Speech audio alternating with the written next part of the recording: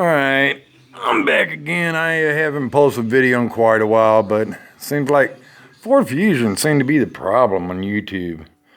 And you know, I worked on a PT Cruiser, did a lot of work to it, but there's a little younger guy on there. He owns his own, so he does a lot of work, and he's learning a lot too. And well, we're back here with this 2011 Ford Fusion SE. And usually they run from like 2006 to 2012. It's about the same as far as repairing them. What we're doing to this is the right front drive shaft. I did a video earlier of me taking it apart, but apparently I ran out of time, so we're going to do the reverse procedure. Now this is a right front, passenger side, half CV shaft. Okay. Now what happened, weirdest thing is, you know, I've seen the other videos, and I'm like, man, it's got to be an easier way to do this. Well, I looked at it, and I thought, well, let me try this. So I went in and tried it. And what happened is I took the tie rod in loose first, and then I took the tie rod 17 millimeter. I knocked it loose first. Then I took the EBS off, which is this 10 millimeter bolt here. Then I took the brake hose off, which is this bracket, 10 millimeter bolt here. And be careful with this, because I'm really allowing a little bit too stretch on that. And then what I did was I went ahead and took the old CV shaft, which is laying right there. Here's the old one. And that there on the nut, usually they'll take it 34 millimeter. Now this here being the factory one, I noticed that it doesn't actually take a 34 millimeter. To me, I put 1.25 inches on it. And 1.25 inch socket, I mean, this thing, it snug as a bug in the rug, and that's what I like. I like it to fit snug. That 34 millimeter, too much slop in it. Too much for me anyway. I don't like messing up bolts and have to wind up getting a hammer and a chisel and get them all out. But anyway, I got the spindle loose, got that out, okay? And then I took the upper ball joint loose right here. That's a 17 millimeter also. And then if you come to a problem where this here starts to spin on you and you can't get the nut off, push this down or get a pair of channel locks and squeeze this with this, squeeze them both together, and then you can take that nut off probably with a wrench. Or you might even be able to take it off with your finger.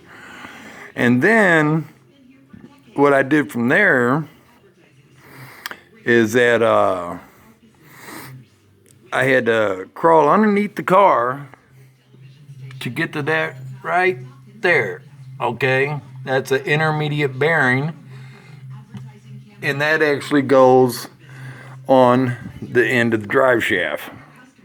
So what I had to do, I had to get me a big hammer, this big hammer. I got me something solid steel, and I hit right on here.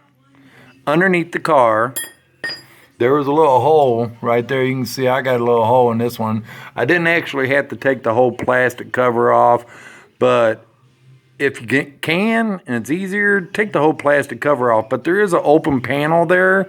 You can take like 3 or 4 screws off, and you take that panel off, and you can actually get to it right there. See that open hole?